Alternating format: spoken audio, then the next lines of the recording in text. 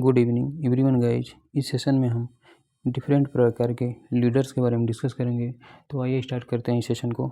Leader is a person who is clearly distinguished from other individuals, यानी कि leader वह व्यक्ति होता है जो क्लियरली डिस्टिंग्विश्ड होता है अन्य इंडिविजुअल की अपेक्षा, वो भी किस में, पावर में, स्टेटस में, विजन में। And such traits of characters are as intelligence, integrity, courage, wisdom and judgement. किसने डिफिनेशन दिया था? तो यह चिदम्बर नामक साइंटिस्ट ने 1973 ईस्वी में इस डिफिनेशन को दिया था। फिर से, leader is a person who is clearly distinguished from other individuals, यानी कि लीडर वह व्यक्ति होता है जो अन्य व्यक्तियों की अपेक्षा बहुत ही ज़्यादा शिक्षित, समझदार और बुद्धिमान होता है। ठीक, किसमें? तो पावर में भी सबसे ज़्यादा महान होता है, स्टेटस में भी महान होता है, विजन में भी महान होता है। Such traits of characters are intelligent, यानी कि जो लीडर्स होते हैं इसके सभी प्रकार के जो कैरेक्टर्स होते हैं वो बहुत ही इंटेलिजेंट होते हैं, और इसमें इंटीग्रिटी पाई जाती है, और इसमें साहस भी होता है, और इसमें बुद्धिमत्ता भी होता है। एंड ये डिसीजन लेने में भी बहुत ही अच्छे होते हैं। तो यह किसने डिफिनेशन दिया है? तो चिदम्बरम नामक साइंटिस्ट ने, यानी चिदम्बर नामक साइंटिस्ट ने 1973 ईस्वी में इस प्रकार के डिफिनेशन को इन्होंने दिया था। अगले है नंबर पे क्या दिया है? टाइप्स ऑफ लीडरशिप, यानी कि नेतृत्व के प्रकार। अगला दिया है क्या? तो अगले नंबर पे दिया है नेतृत्व के प्रकार। तो लीडर कितने प्रकार के होते हैं? तो लीडर निम्नलिखित प्रकार के होते हैं। एक तो आपका ऑटोक्रेटिक लीडर होता है, दूसरे नंबर पे डेमोक्रेटिक लीडर होता है, तीसरे नंबर पे फ्री रेन लीडर होता है, चौथे नंबर पे लेजर फेयर लीडर होता है, एंड पाँचवें प्रकार का लीडर होता है पैटर्नलिस्टिक लीडरशिप होती है। छठवें नंबर पे आपका प्रोफेशनल लीडर्स होता है। सातवें नंबर पे ओपिनियन लीडर होता है। ठीक, ओपिनियन लीडर होता है। एंड आठवें नंबर पे क्या दिया है? तो आठवें नंबर पे ले लीडर्स दिया है। एंड नौवें नंबर पे फॉर्मल लीडर्स दिया है। अब इनके बारे में हम थोड़ा सा डिस्कस कर लेते हैं, क्या क्या दिया गया है। ज़्यादा नहीं, कुल थोड़ा बहुत ओवरव्यू बस लेना है। नेक्स्ट, पहले नंबर पे क्या दिया है? तो पहले नंबर पे दिया है ऑटोक्रेटिक लीडर, यानी ऑटोक्रेटिक लीडर का मतलब क्या होता है? तो operates as if he can not trust people, यानी कि operates as if he can not trust people, यानी ऑटोक्रेटिक लीडर वह लीडर होता है जो कि लोगों पर बिल्कुल भी ट्रस्ट नहीं करता है, यानी कि operates as if he can not trust peoples, यानी कि ऑटोक्रेटिक लीडर जो होता है ऑपरेट्स, यानी autocratic leaders operates as if he can not trust people, यानी कि ऑटोक्रेटिक लीडर के अंतर्गत वह लीडर्स आता है जो किसी भी पीपल्स पर जो है विश्वास नहीं करता है। दूसरे नंबर पे आता है democratic leader share with the group members decisions making and the planning of activities, यानी कि डेमोक्रेटिक लीडर्स जो होते हैं यह shares with the group members decision making, यानी कि यह डिसीजन मेकिंग के लिए मेंबर्स के समूह के साथ शेयर करता है, यानी कि डेमोक्रेटिक लीडर जो होता है वह डिसीजन मेकिंग मेंबर्स के समूह के साथ शेयर करता है, यानी डेमोक्रेटिक लीडर जो होता है share with the group member of decision making and planning of activities, यानी कि जो प्लानिंग एक्टिविटी करने वाले, इनकी प्लानिंग की एक्टिविटी करने वाले और डिसीजन मेकिंग करने वाले मेंबर्स के समूह के साथ इस प्रकार के डेमोक्रेटिक लीडर्स जो होते हैं वो शेयर होते हैं। फिर से, shares with the group members decision making and the planning of activity, यानी कि डेमोक्रेटिक लीडर्स जो होते हैं यह प्लानिंग की एक्टिविटीज बनाने वाले और डिसीजन मेकिंग मेंबर्स के समूह के रूप में ये जो थे वितरित रहते हैं, यानी कि शेयर होते रहते हैं। The participation of all is encouraged, यानी कि इसमें जो पार्टिसिपेशन होता है सभी का उत्साहित पार्टिसिपेशन होता है। ठीक, and makes decision in consultation with his followers, यानी कि यह अपने फॉलोअर्स के कंसल्टेशन पर ही डिसीजन लेने का काम करते हैं। यानी कि फिर से डेमोक्रेटिक लीडर का मतलब क्या होता है, share with the group members of decision making and the planning of activities, यानी कि वह लीडर जो कि सभी प्रकार के जो डिसीजन मेकिंग होता है और सभी प्रकार का जो प्लानिंग एक्टिविटीज होता है वह ग्रुप के मेंबर्स को सौंप देता है, शेयर कर देता है, जाओ बनाओ इसको। The participation of all is encouraged and making decisions is consultation with his followers, और इसमें जो डेमोक्रेटिक लीडर्स होते हैं यह सभी को उत्साहित करने वाले होते हैं, यानी सभी व्यक्तियों को उत्साहित करने वाले होते हैं, और यह अपने फॉलोअर्स के यानी कि यह अपने फॉलोअर्स के सलाह पर ही किसी भी डिसीजन को बनाने का काम करते हैं। तीसरे नंबर का क्या है, तो फ्री रेन लीडर, यानी कि तीसरे नंबर पे दिया है फ्री रेन लीडर। यानी फ्री रेन लीडर का मतलब क्या होता है, तो give complete freedom to his followers, यानी कि जो फ्री रेन लीडर्स जो होते हैं gives complete freedom to his followers, यानी कि इस प्रकार के जो लीडर्स होते हैं वो अपने फॉलोअर्स को पूरी तरह से स्वतंत्रता दे देते हैं।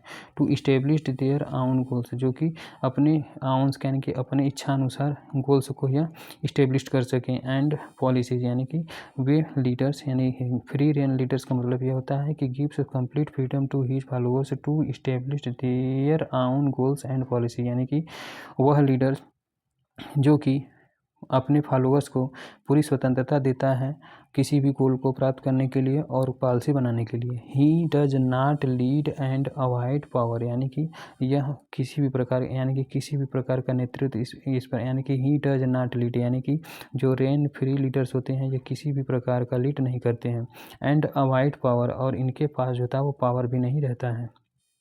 चौथे नंबर का leader laissez faire leader.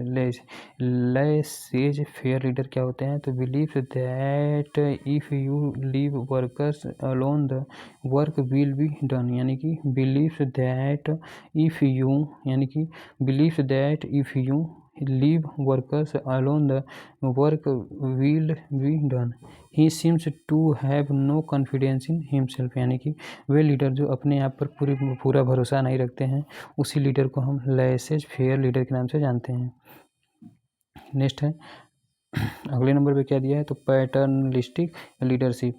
He serve as the head of family, यानी कि पैटर्नलिस्टिक जो लीडर्स होते हैं यह फैमिली के हेड के रूप में कार्य करते हैं, and treat his followers like his family members, और यह अपने फॉलोअर्स के रूप में यानी कि यह अपने फॉलोअर्स को ठीक फैमिली मेम्बर्स की तरह ट्रीट करते हैं। यानी कि पैटर्नलिस्टिक लीडरशिप जो होते हैं यह फैमिली के हेड के रूप में कार्य करते हैं, यानी कि फैमिली के हेड की तरह ही यह कार्य को ठीक है चलाते हैं, कार्य को चलाते हैं।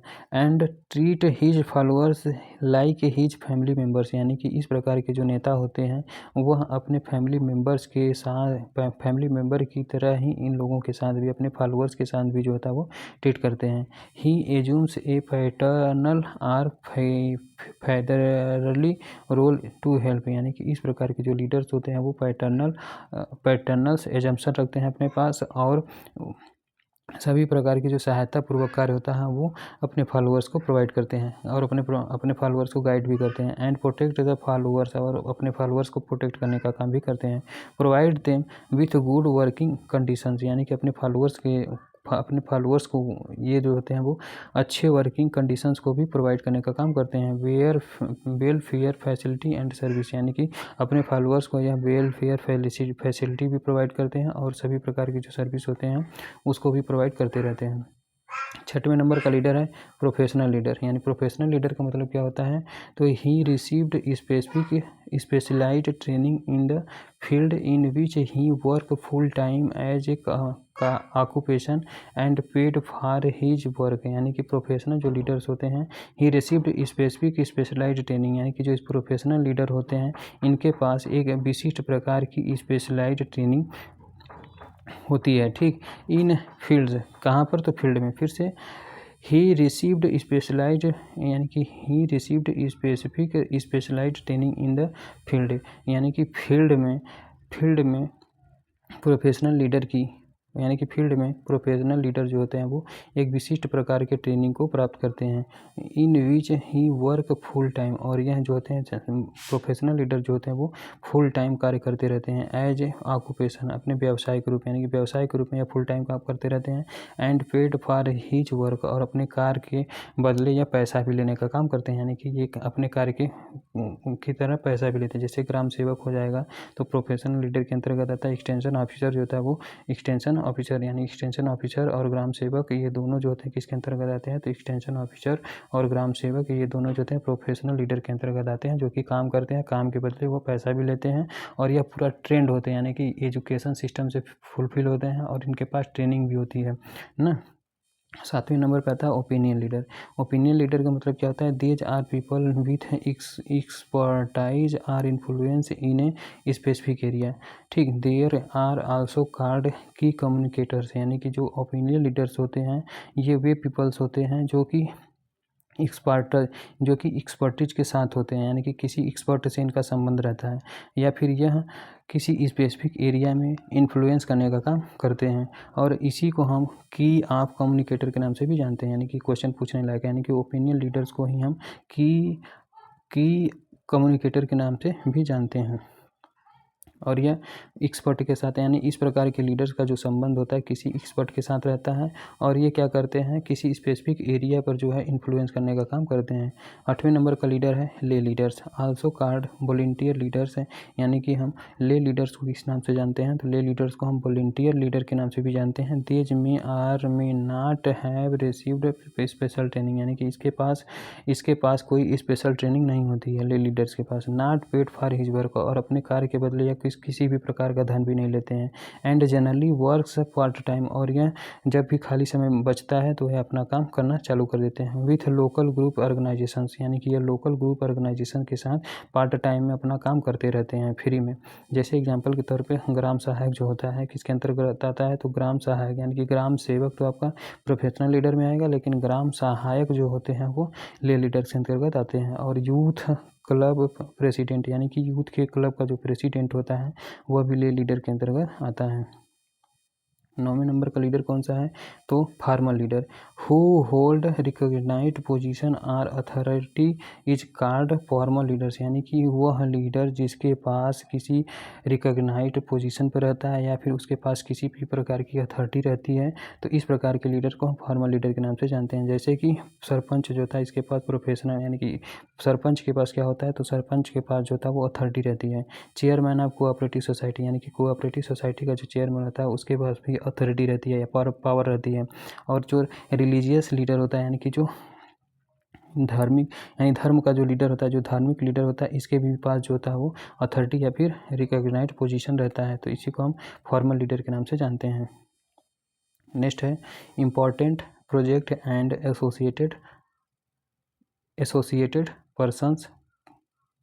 एसोसिएटेड पर्सन्स, यानी कि important project and associated persons तो दिया है, यानी कि इम्पॉर्टेंट प्रोजेक्ट यानी कि महत्वपूर्ण योजना और उससे संबंधित लोग या फिर उससे संबंधित व्यक्ति। तो प्रोजेक्ट एक तरफ दिया है, दूसरी तरफ उससे एसोसिएटेड पर्सन्स और उसका वर्ष भी इसी में ऐड कर दिया गया है, बहुत इंपॉर्टेंट है। पहले नंबर पे आता है गुड़गांव प्रोजेक्ट, जो कि कहाँ पर चालू किया गया था, तो ये हरियाणा में चालू किया था। गुड़गांव प्रोजेक्ट जो था वो हरियाणा में चालू किया गया था, और किसके द्वारा चालू किया गया था, तो एफ.एल. ब्रायन के द्वारा। कब चालू किया गया था, सन 1920 ईस्वी में चालू किया था।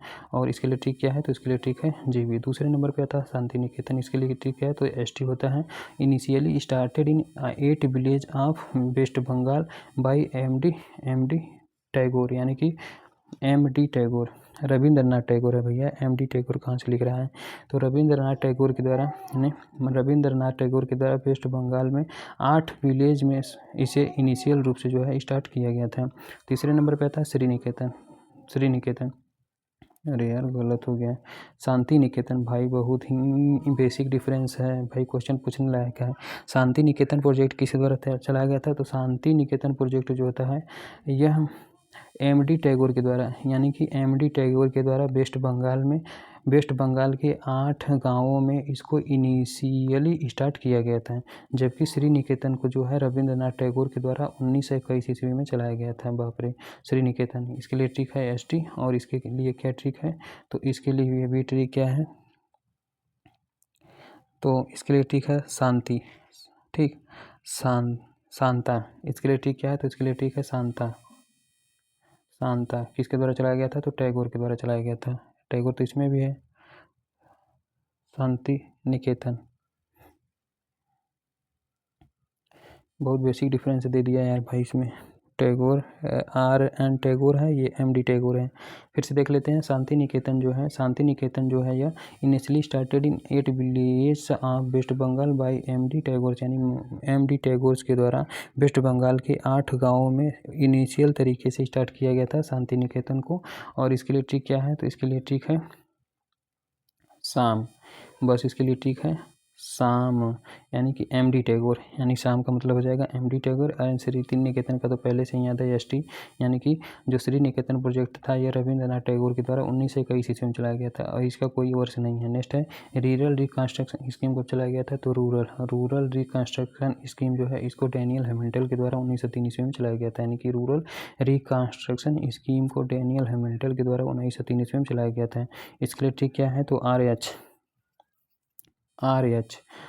यानी कि रूरल रिकन्स्ट्रक्शन जो है वो किसके द्वारा चलाया गया था, तो डैनियल हैमिल्टन के द्वारा चलाया गया था। कब, तो यह 1903 ईस्वी में चलाया गया था। नेक्स्ट अगले नंबर पे क्या दिया है, तो मारथेंडम प्रोजेक्ट कब चलाया गया था, तो मारथेंडम प्रोजेक्ट जो था वो तमिलनाडु में चलाया गया था। इसके लिए ट्रिक क्या है, तो इसके लिए ट्रिक है MH, यानी मारथेंडम प्रोजेक्ट किसके द्वारा चलाया गया था, तो मारथेंडम प्रोजेक्ट जो है यह तमिलनाडु में चला गया था। इसके लिए ट्रिक है MH, यानी कि MH, और H से क्या हो जाएगा, तो H से आपका स्पेंसर H हो जाएगा, स्पेंसर H।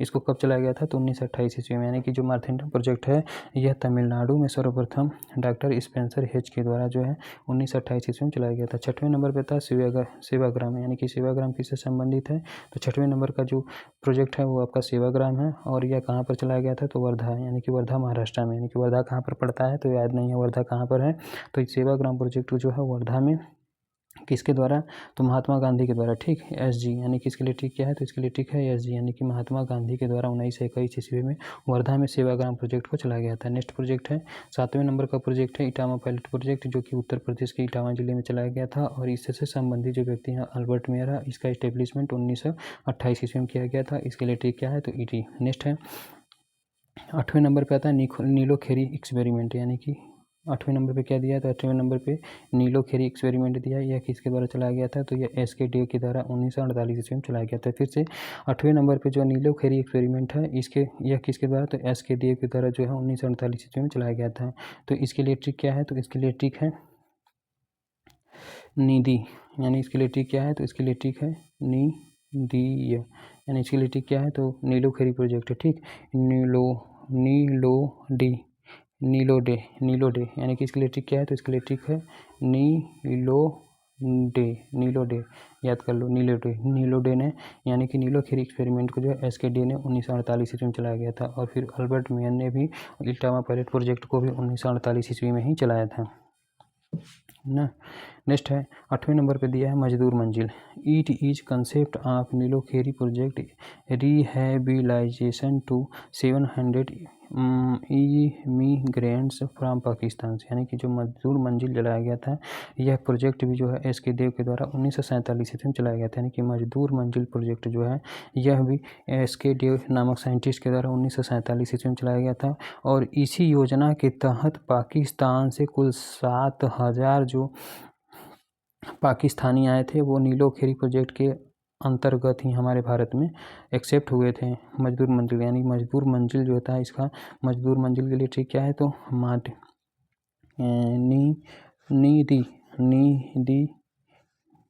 निदिमा, यानी इसके लिए ट्रिक क्या है, तो इसके लिए ट्रिक हम बनाते हैं निदिमा। ठीक, इसके लिए ट्रिक क्या है, तो इसके लिए ट्रिक है नीदेमा। ठीक, मानीदे, यानी ट्रिक क्या है, तो इसके लिए ट्रिक है मान दे, यानी कि ट्रिक क्या है, तो मान दे, यानी कि यह में से हो जाएगा मजदूर मंजिल एंड नी से हो जाएगा आपका नीलोखेरी एंड देश हो जाएगा एसकेडी, यानी कि एसकेडी के द्वारा इसको चलाया गया था। ठीक, नीलोखेरी एक्सपेरिमेंट एंड मजदूर मंजिल भी दोनों ही एसकेडी के द्वारा, लेकिन जो नीलोखेरी प्रोजेक्ट था 1948 ईस्वी में चलाया गया था, जबकि मजदूर मंजिल को 1947 ईस्वी में चलाया गया था। और जो मजदूर मंजिल प्रोजेक्ट के तहत ही भारत से कुल 7,000 शरणार्थी हमारे इंडिया में एक्सेप्ट किए गए थे। ठीक, it is concept of Nilokheri project, यानी कि जो मजदूर मंजिल है यह नीलोखेरी प्रोजेक्ट का ही एक कंसेप्ट है, और इसी के दौरान पाकिस्तान से कुल 7,000 शरणार्थी हमारे भारत में आए थे। नेक्स्ट है 10वें नंबर के पॉइंट दिया ग्रोमोर फूड कंपेन, यानी ग्रोमोर फूड कंपेन आया था तो के.एम. मुंशी के द्वारा 1947-48 में चलाया गया था। यानी कि ग्रोमोर फूड कंपेन किसके द्वारा चलाया गया था, तो ग्रोमोर फूड कंपेन, यानी कि ग्रोमोर फूड कंपेन जो है यह के.एम. मुंशी के द्वारा 1947-48 में चलाया गया था। इसके लिए ट्रिक क्या है, तो इसके लिए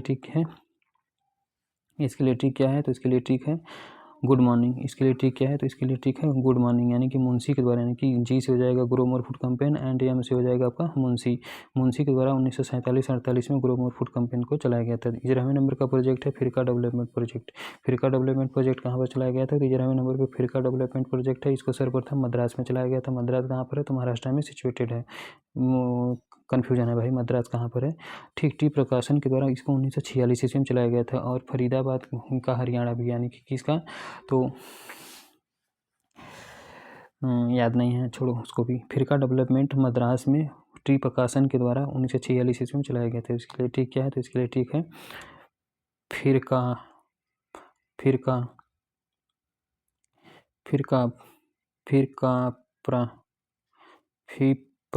फिप्रा। इसके लिए ठीक क्या है, तो इसके लिए ठीक है फिप्रा।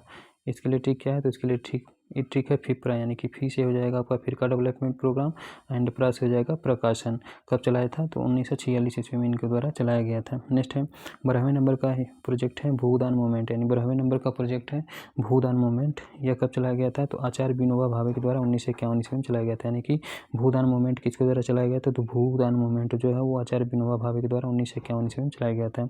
13वें नंबर पर था कम्युनिटी डेवलपमेंट प्रोग्राम। यह 2 अक्टूबर 1952 कम्युनिटी डेवलपमेंट प्रोग्राम कब स्टार्ट हुआ था, 2 अक्टूबर 1952 ईस्वी स्टार्ट हुआ था। 14वें नंबर का प्रोजेक्ट है नेशनल एक्सटेंशन सर्विस। यह कब स्टार्ट किया गया था, तो 2 अक्टूबर 1953 ईस्वी को इसको स्टार्ट किया गया था। 15वें नंबर का प्रोजेक्ट है इंडियन विलेज सर्विस, यानी 15वें नंबर का प्रोजेक्ट है इंडियन विलेज सर्विस। यह किसके द्वारा तैयार किया गया था, तो T Mosher and V N Gupta के द्वारा जो है 1945 ईस्वी में इंडियन विलेज सर्विस को, यानी IVS, यानी जिसे हम इंडियन विलेज सर्विस के नाम से जानते हैं, T Mosher and B N Gupta के द्वारा 1945 ईस्वी में चलाया गया था। इसके लिए ठीक क्या है, तो इसके लिए ठीक है IMG। ठीक, जिम। इसके लिए ठीक क्या है, तो इसके लिए ठीक है MGI IGM। इसके लिए ठीक क्या है, तो IMG। ठीक, या तो फिर IMG। ठीक, किसके लिए, तो इंडियन विलेज सर्विस के लिए, यानी कि आई से हो जाएगा Indian village service and M से हो जाएगा टी मोसर हो जाएगा, एम से मोसर हो जाएगा एंड जी से हो जाएगा गुप्ता। यह 1945 ईस्वी में इसको चलाया गया था। नेक्स्ट है 16वें नंबर का प्रोजेक्ट है यंग फार्मर एसोसिएशन, यानी कि यंग फार्मर एसोसिएशन किसके द्वारा चलाया गया था, तो यह पी देशमुख के द्वारा चलाया गया था। यानी कि इसके लिए ठीक क्या है, तो YD। इसके लिए ठीक क्या है, तो इसके लिए ठीक है YD, यानी कि यंग फार्मर एसोसिएशन किसके द्वारा चलाया गया था, तो पी देशमुख के द्वारा चलाया गया था। 17वें नंबर पे आता है फादर ऑफ एक्सटेंशन किसे कहते हैं, तो फादर ऑफ एक्सटेंशन जो था वो जेपान लिगन्स को कहा जाता है। और इन्होंने ही कौन मॉडल दिया था, तो जेपान लिगन्स का मॉडल का क्या नाम है, तो याद नहीं है, CMCDR है क्या है, कुछ पता नहीं है, छोड़ो। 18वें नंबर का प्रोजेक्ट है नेशनल डिमॉन्स्ट्रेशन स्कीम, यानी कि नेशनल डिमॉन्स्ट्रेशन स्कीम किसके द्वारा चलाया गया था, यह कलवार एंड सुब्रमण्यन के द्वारा 1964 ईस्वी में चलाया गया था। फिर से नेशनल डिमॉन्स्ट्रेशन स्कीम किसके द्वारा चलाया गया था, तो नेशनल डिमॉन्स्ट्रेशन स्कीम जो था वो कलवार एंड सुब्रमण्यम के द्वारा 1964 ईस्वी में चलाया गया था। इसके लिए ठीक क्या है, तो इसके लिए ठीक है नक्का। नक्काश, ठीक। इसके लिए ठीक क्या है, तो नक्काश यह लखनऊ में चोर मार्केट था, ठीक।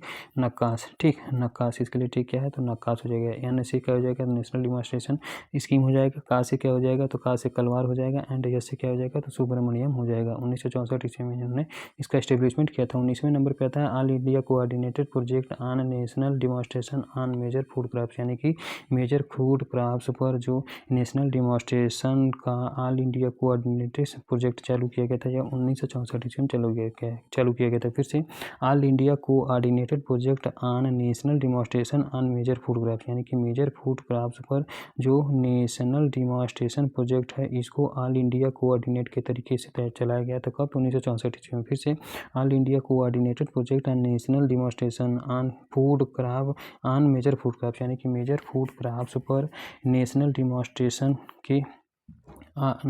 डेमोस्ट्रेशन के ऑल इंडिया कोऑर्डिनेटेड प्रोजेक्ट को 1964 ईस्वी में चलाया गया था। 20वें नंबर पे आता है मॉडल विलेज प्रोजेक्ट, जिसे हम मॉडल विलेज प्रोजेक्ट कहाँ पर चलाया गया था, तो मॉडल विलेज प्रोजेक्ट जो है यह वेस्ट बंगाल में चलाया गया था, ठीक। किसके द्वारा, तो डैनियल हैमिल्टन के द्वारा, यानी कि डैनियल हैमिल्टन के द्वारा मॉडल विलेज प्रोजेक्ट को भी चलाया गया था। कहाँ पर, 1903 ईस्वी में। यानी कि 1903 ईस्वी में डैनियल हैमिल्टन के द्वारा क्या क्या किया गया था, तो देख लेते हैं।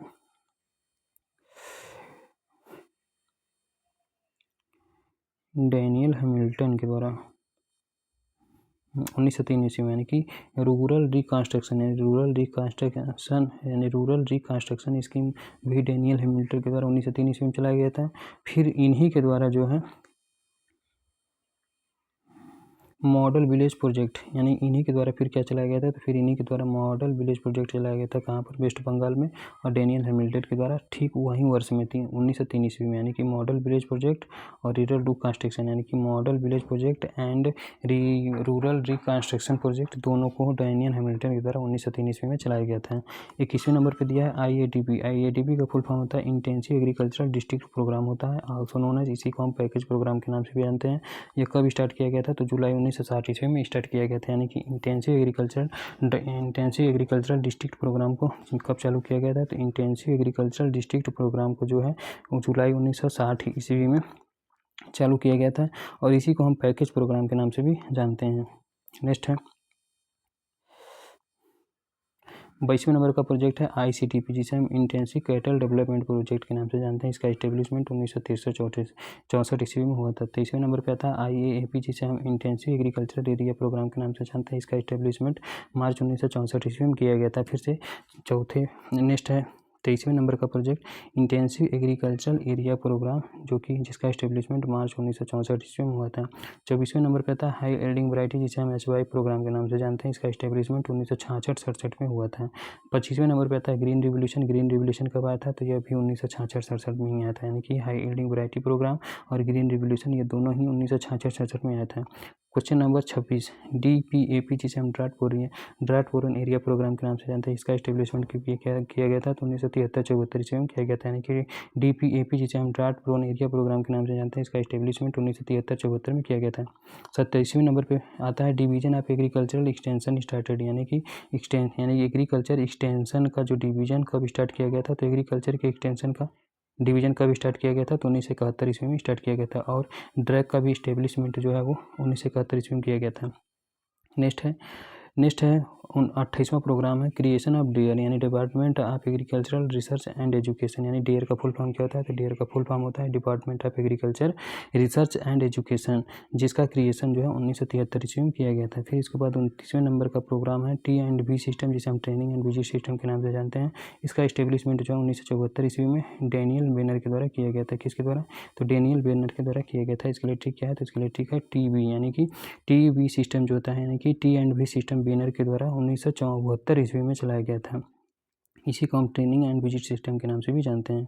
30वें नंबर का प्रोग्राम है कैडअप का इस्टेब्लिशमेंट कब हुआ था, तो कैडअप का इस्टेब्लिशमेंट, जिसे हम कमांड एरिया डेवलपमेंट प्रोग्राम के नाम से जानते हैं, इसका इस्टेब्लिशमेंट सन 1974 ईस्वी में हुआ था। 31वें नंबर का प्रोजेक्ट है डेजर्ट डेवलपमेंट प्रोग्राम, जिसे हम DDP के नाम से जानते हैं। इसका इस्टेब्लिशमेंट 1977-78 में किया गया था। फिर से 31वें नंबर का जो प्रोजेक्ट है उसका नाम क्या है, तो 31वें नंबर के प्रोजेक्ट का नाम है डेजर्ट डेवलपमेंट प्रोग्राम, जिसे हम DDP के नाम से जानते हैं। इसका इस्टेब्लिशमेंट 1977-78 में किया गया था।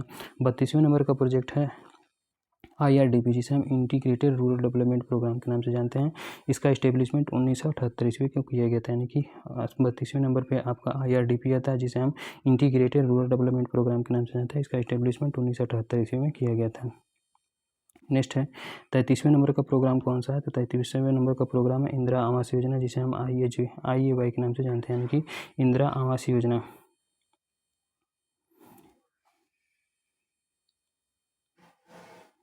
इंदिरा आवास योजना 33वें नंबर पे क्या आता है, तो 33वें नंबर पे आता है इंदिरा आवास योजना। यह कब इस्टेब्लिश किया गया था, तो 1985 ईस्वी में इसको इस्टेब्लिश किया गया था। यानी कि इंदिरा आवास योजना को कब इस्टेब्लिश किया गया था, तो इंदिरा आवास योजना को 1985 ईस्वी में इस्टेब्लिश किया गया था। 34वें नंबर पे आता है initiation of institutional village linkage programme, जिसे हम IVLP के नाम से जानते हैं।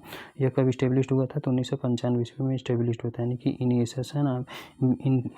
Initiation of institutional village linkage programme, जिसे हम IVLP के नाम से जानते हैं। यानी कि initiation of institutional village linkage programme कब इस्टेब्लिश किया गया था, तो 1995 ईस्वी में इसको इस्टेब्लिश किया गया था। 35वें नंबर पर आता है establishment of national gene bank at new Delhi, यानी कि न्यू दिल्ली में जो नेशनल जीन बैंक है, इसका इस्टेब्लिशमेंट कब किया गया था, तो 1996 ईस्वी में किया गया था। 36वें नंबर का प्रोडक्ट है IRDP ट्राइसेम एंड ड्वाक्रा चित्रा को मर्ज कर दिया गया था, किसके रूप में, तो यह SGSY यानी कि स्वरोजगार गारंटी सड़क, यानी कि क्या है यार यह, तो SGSY के रूप में, यानी कि IRDP ट्राइसेम और ड्वाक्रा और सित्रा, इन चारों प्रोजेक्ट को मर्ज करके जो है SGSY बना दिया गया था। कब, तो 1999 ईस्वी में, 1999 ईस्वी में। ठीक, नेक्स्ट है 37वें नंबर पे लैब टू लैंड प्रोग्राम। यह कब आया था, तो लैब टू लैंड प्रोग्राम 1 जून 1979 ईस्वी को आता है। यानी कि लैब टू लैंड प्रोग्राम कब आया था, तो लैब टू लैंड प्रोग्राम जो है 1 जून 1979 ईस्वी को आया था। 38वें नंबर का प्रोजेक्ट है नेशनलाइजेशन ऑफ बैंक, यानी बैंक का नेशनलाइजेशन का हुआ था, तो 1969 ईस्वी में था। यानी 14 बड़े बैंकों का नेशनलाइजेशन जो था 1969 ईस्वी में हुआ था, जबकि 6 बैंकों का नेशनलाइजेशन 1980 ईस्वी में हुआ था। 39वें नंबर का पॉइंट है extension is a two way flow of message, यानी कि जो एक्सटेंशन एजुकेशन होता है, इसमें मैसेज का जो फ्लो होता है वो दोनों तरफ होता है, बाई डायरेक्शनल होता है। ठीक, 40वें नंबर पे आता है कंसेप्ट ऑफ डिमॉन्स्ट्रेशन, यानी कि डिमॉन्स्ट्रेशन का कंसेप्ट किसने दिया था, तो डॉक्टर सीमैन ने अपने दिया था। कब दिया था, तो 1850 ईस्वी में। यानी कि कंसेप्ट ऑफ डिमॉन्स्ट्रेशन, यानी कि फादर ऑफ डिमॉन्स्ट्रेशन किसे कहते हैं, तो सीमैन ने कहा जाता है, और इन्होंने ही डिमॉन्स्ट्रेशन का कंसेप्ट दिया था। कब, 1885 ईस्वी में। और PMA मिलाडेट नामक साइंटिस्ट ने 1885 ईस्वी में डाउनी मिल्ड्यू ऑफ ग्रेप्स के लिए क्या की खोज किया था, तो यह खोज किए थे भाई, उनका बहुत बढ़िया नाम है बोडियक्स मिक्सचर का, जिसमें 5 का रेशियो, जिसमें 5 भाग जो होता है वो कापर 5 भाग जो होता है कापर सल्फेट का, 5 भाग जल का, और 5 भाग कॉपर सल्फेट, 5 भाग चूना और 5 भाग जल का प्रयोग, 50 भाग जल का प्रयोग किया जाता है। 5 का रेशियो 5:1 या फिर 1 संबंधी 10 का होता है। नेक्स्ट है 41 father of extension India. Bharat में एक्सटेंशन का पीछे किसे कहा जाता है, तो KN सिंह को कहा जाता है। फिर से भारत में एक्सटेंशन का पिता किसे कहा जाता है, तो भारत में एक्सटेंशन का पिता जो था वो KN सिंह को कहा जाता है। 42वें नंबर पे आता है मैनेज का फुल फॉर्म क्या होता है, तो मैनेज का फुल फॉर्म होता है national institute of agricultural extension and management, यानी कि मैनेजमेंट का फुल फॉर्म क्या होता है, तो नेशनल इंस्टीट्यूट ऑफ एग्रीकल्चरल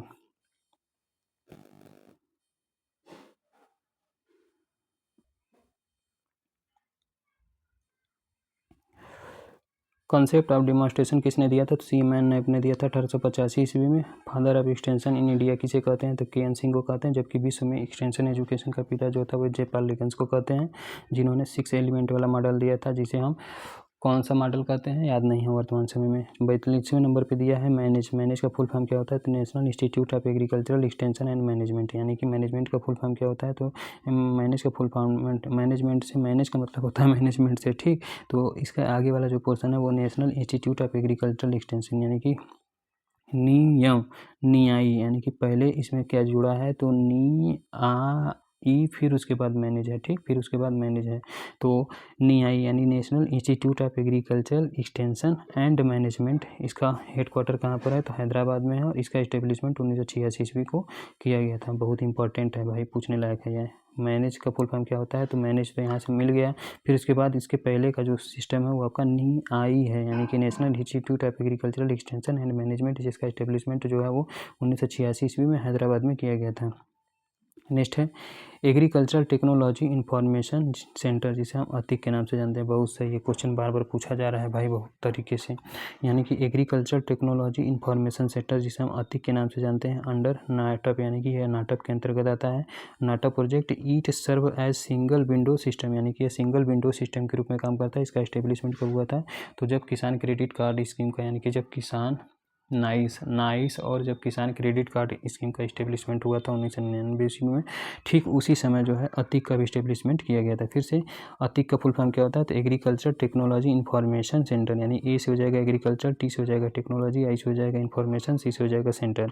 यह नाटप प्रोजेक्ट के अंतर्गत ही आता है, और यह किस रूप में काम करता है, तो यह सिंगल विंडो सिस्टम के रूप में काम करता है। इसका इस्टेब्लिशमेंट जब नाइस का हुआ था, और जब KCC का इस्टेब्लिशमेंट हुआ था, तो उसी समय इसका भी इस्टेब्लिशमेंट हुआ था। 43वें नंबर का प्रोजेक्ट है एग्रीकल्चर टेक्नोलॉजी मैनेजमेंट एजेंसी, जिसे हम आत्मा के नाम से जानते हैं। It is a component of ICAR NATP project, यानी कि 43वें नंबर का प्रोजेक्ट कौन सा है, तो 43वें नंबर पे जो प्रोजेक्ट दिया है उसका नाम है, 43वें नंबर पे जो प्रोजेक्ट दिया है उसका नाम है आत्मा। आत्मा का फुल फॉर्म क्या होता है, तो एग्रीकल्चर टेक्नोलॉजी मैनेजमेंट एजेंसी होता है, ठीक।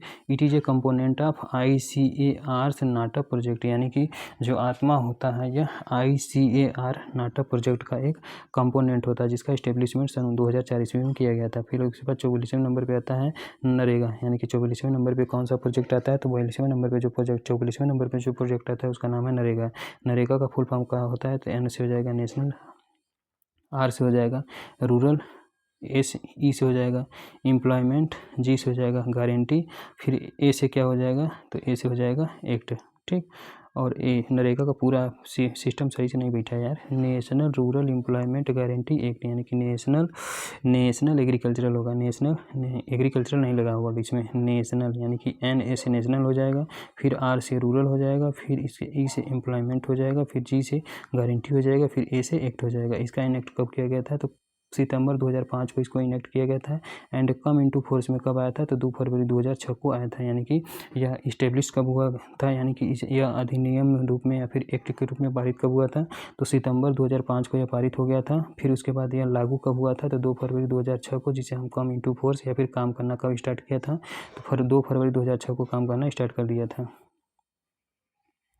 नेक्स्ट अगला हेडिंग क्या है, तो नेक्स्ट हेडिंग है मेथड्स ऑफ डिमॉन्स्ट्रेशन। अगला हेडिंग है method of demonstration. It is show how to carry out an entirely new practice or an old practice in better way, यानी कि मेथड डिमॉन्स्ट्रेशन का मतलब क्या होता है, तो मेथड डिमॉन्स्ट्रेशन का मतलब होता है it is show how to carry out an entirely new practice or an old practice in better way, यानी इसका मतलब क्या होता है, तो it show how to carry, यानी कि यह किसको प्रदर्शित करता है कि कैसे हम कैरी करें, यानी कि कैसे हम कैरी करें संपूर्ण न्यू प्रैक्टिस को, यानी कि किसी नए प्रैक्टिस को, यानी कि संपूर्ण नए प्रैक्टिस को किस तरह से हम उसको अपनाएं, और फिर ओल्ड प्रैक्टिस को हम कैसे बढ़िया करें, उसी को हम मेथड ऑफ डिमॉन्स्ट्रेशन के नाम से जानते हैं।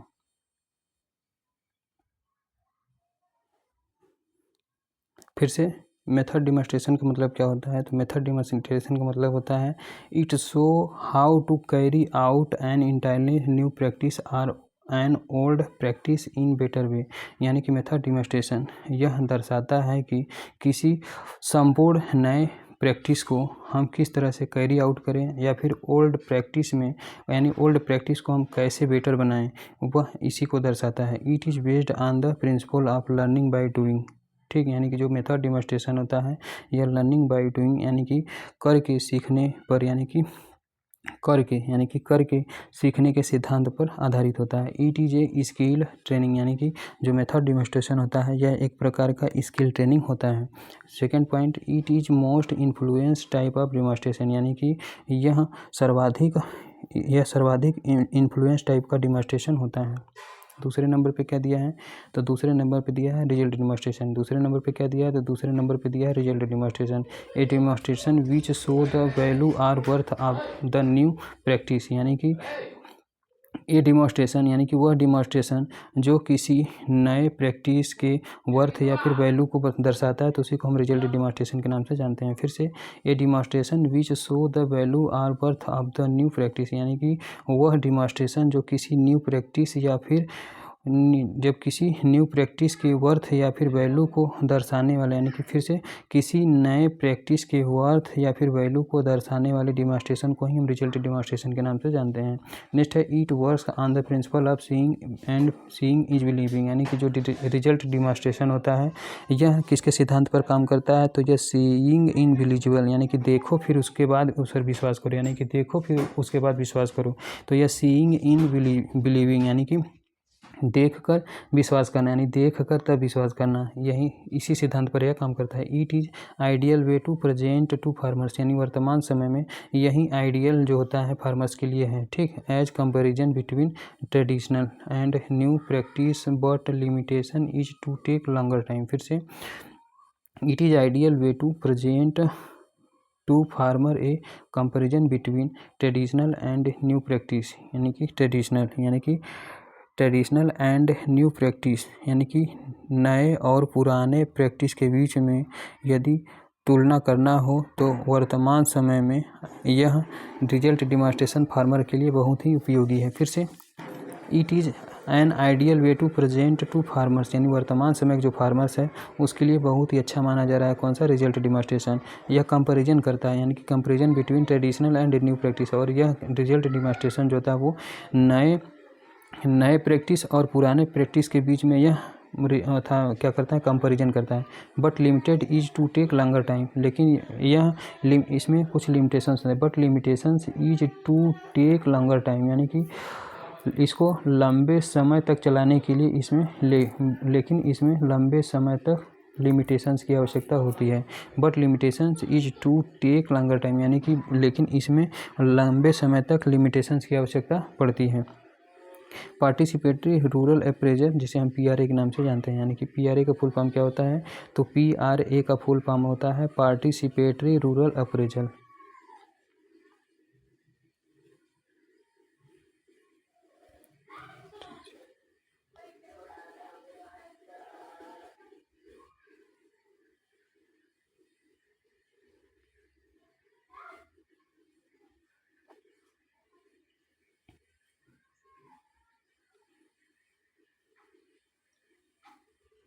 नेक्स्ट हेडिंग क्या है, तो पार्टिसिपेटरी रूरल अप्रेजल, जिसे हम PRA के नाम से जानते हैं, यानी PRA का फुल फॉर्म क्या होता है, तो PRA, यानी PRA का फुल फॉर्म क्या होता है, तो PRA का फुल फॉर्म होता है P फॉर हो जाएगा पार्टिसिपेटरी, R से हो जाएगा रूरल एंड A से हो जाएगा appraisal.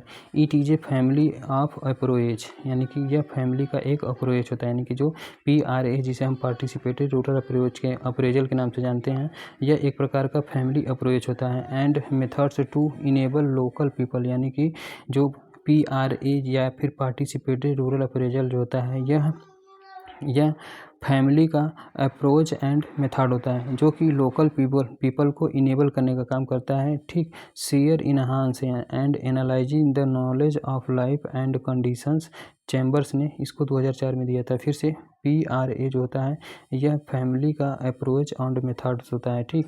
To enable local peoples, जो कि लोकल पीपल को इनेबल करने का काम करता है। To share enhance and analysing their knowledge of life, यानी कि लाइफ के जो नॉलेज, यानी कि उनके लाइफ का जो नॉलेज है उसको एनालिसिस करने का, फिर उसको इन्हांस करने के लिए यह शेयर किया जाता है, ठीक। एंड कंडीशंस, यानी कंडीशंस, फिर से it is a family of approach, यानी PRA it is a family of approach and methods, ठीक। यानी कि जो PRA होता है यह फैमिली का अप्रोच और मेथड होता है, जो कि लोकल पीपल में ठीक लोकल पीपल को जो है इनेबल करने का काम करता है, किसके प्रति, तो enhance and analysing their knowledge, यानी उसके नॉलेज को एनालिसिस करने के लिए और उसके नॉलेज को बढ़ाने के लिए ऐसा काम किया जाता है। ऑफ लाइफ, यानी उसके जीवन में, यानी उसके जीवन में नॉलेज, यानी जीवन में, यानी उसके लाइफ और कंडीशंस में, यानी कि उसके लाइफ, यानी कि जो फिर से PRA जो होता है एक प्रकार का फैमिली अप्रोच होता है एंड फैमिली मेथड्स होता है, जो कि लोकल पीपल में आइडिया को जो है शेयर करता है, जो कि लोकल पीपल में नए नए आइडिया को या फिर नए नए नॉलेज को शेयर करता है, जिसके कारण वह अपने लाइफ में जो है और अपने कंडीशंस में अपने लाइफ और कंडीशंस यानी अपने लाइफ और कंडीशंस को एनालाइज करे, फिर उसमें उसको सुधार करे या फिर इन्हांस करे या फिर उसको बढ़ावा दे। तो उसी को हम FRA के नाम से जानते हैं। नेक्स्ट है फार्मर्स फील्ड स्कूल का मतलब क्या होता है, FFS का मतलब क्या होता है, तो FFS का फुल फॉर्म क्या होता है, तो FFS का फुल फॉर्म जो होता है फार्मर्स फील्ड स्कूल, यानी F का मतलब होता है फार्मर, फिर F का मतलब हो जाएगा फील्ड, फिर S से हो जाएगा school. It is a group based adult learning process, यानी कि जो FFS होता है यह group based adult learning approach होता है that teach farmers to experiment, यानी कि इसमें जो है फार्मर्स को एक्सपेरिमेंट के प्रति जो होता है वो सिखाया जाता है एंड सॉल्व प्रॉब्लम इंडिपेंडेंटली, और इसमें क्या किया जाता है कि जो प्रॉब्लम्स होते हैं उसको उस पर ही छोड़ दिया जाता है कि वही सॉल्व करे। Next point, it is a group based adult learning approach, यानी कि जो FFS या फिर फार्मर फील्ड जो स्कूल होता है यह एक प्रकार का एडल्ट लर्निंग अप्रोच होता है that teach farmers to experiment, जो कि फार्मर को एक्सपेरिमेंट करने के लिए टीच करता है एंड सॉल्व प्रॉब्लम्स इंडिपेंडेंटली, और फार्मर्स को इस प्रॉब्लम को सॉल्व करने के लिए यानी कि स्वतः ही, यानी कि फार्मर्स को जो है किसी भी प्रॉब्लम को सॉल्व करने के लिए स्वतः ही कह दिया जाता है कि आप इस प्रॉब्लम का सॉल्विंग जो होता है वो अपने आप से ही करिए, स्वतंत्र रूप से करिए। नेक्स्ट है it is specially used in IPM techniques of various field crafts, यानी कि विभिन्न प्रकार के जो फील्ड क्राफ्ट्स होते हैं उसमें IPM टेक्निक के रूप में FFS सिस्टम का जो है विशिष्ट रूप से प्रयोग किया जाता है and also known as school without walls, यानी कि जो FFS होता है इसी को हम स्कूल्स विदाउट वॉल्स यानी कि बिना दीवार के स्कूल कहा जाता है, यानी कि FFS जिसे हम फार्मर फील्ड स्कूल के नाम से जानते हैं इसे बिना दीवार का स्कूल भी कहा जाता है, यानी कि वह स्कूल जिसमें किसी भी प्रकार का दीवार नहीं होता है। नेक्स्ट अगला है remote sensing. What do you mean remote sensing? Remote sensing का मतलब क्या होता है, तो यह भी क्वेश्चन पूछा गया है। Remote sensing is the process of acquiring information about an object or phenomenon without making actual physical contact with its, यानी कि रिमोट सेंसिंग से सब इन्फॉर्मेशन अपने आप ही पता चल जाता है, ठीक। वहाँ पर किसी भी यानी कि बिना छुए, यानी कि जब किसी भी प्रोडक्ट पर बिना छुए ही हमें सब इन्फॉर्मेशन मिल जाता है तो उसी को रिमोट सेंसिंग कहा जाता है। वर्तमान समय में किसी भी इन्फॉर्मेशन को कलेक्ट करने के लिए रिमोट सेंसिंग ही बहुत ही ज़्यादा प्रयोग में लाया जा रहा है। तो हम इसके बारे में देख लेते हैं। तो remote sensing is the process of acquiring information, यानी कि रिमोट सेंसिंग जो होता है एक प्रकार का प्रोसेस है जिसके द्वारा किसी भी इन्फॉर्मेशन को प्राप्त किया जा सकता है अबाउट एन ऑब्जेक्ट और फिनोमिना, जो कि किसी ऑब्जेक्ट से हो सकता है या फिर किसी घटना के रूप में हो सकता है। Without making actual physical content, या बिना एक्चुअल फिजिकल कंटेक्ट के ही द्वारा किसी भी ऑब्जेक्ट या फिर किसी भी फिनोमिनन से हम किसी भी इंफॉर्मेशन को प्राप्त कर सकते हैं, किसके द्वारा, तो रिमोट सेंसिंग के द्वारा, ठीक। विथ इट, यानी कि इसको बिना कंटेक्ट, यानी कि इस पर बिना हाथ लगाए या फिर बिना भी यानी किसी भी प्रकार के एक्चुअल टचिंग के द्वारा या फिर बिना छुए छाए जब हम किसी फिनोमेनन या ऑब्जेक्ट से उससे इंफॉर्मेशन प्राप्त कर लेते हैं तो उस प्रोसेस को ही रिमोट सेंसिंग के नाम से जाना जाता है। नेक्स्ट है आर्टिफिशियल इंटेलिजेंस। आर्टिफिशियल इंटेलिजेंस क्या होता है, तो आर्टिफिशियल इंटेलिजेंस की बात करते हैं। तो artificial intelligence it is the ability of a computer or computer enabled robotic system to process information and produce outcomes, यानी कि आर्टिफिशियल इंटेलिजेंस वह योग्यता है, यानी कि आर्टिफिशियल जो इंटेलिजेंस होता है कंप्यूटर की वह योग्यता होती है या फिर कंप्यूटर द्वारा इनेबल्ड किया गया रोबोटिक सिस्टम होता है जो कि किसी भी इंफॉर्मेशन को और किसी भी प्रोड्यूस के आउटकम को प्रोसेस करता है। फिर से देख लेते हैं।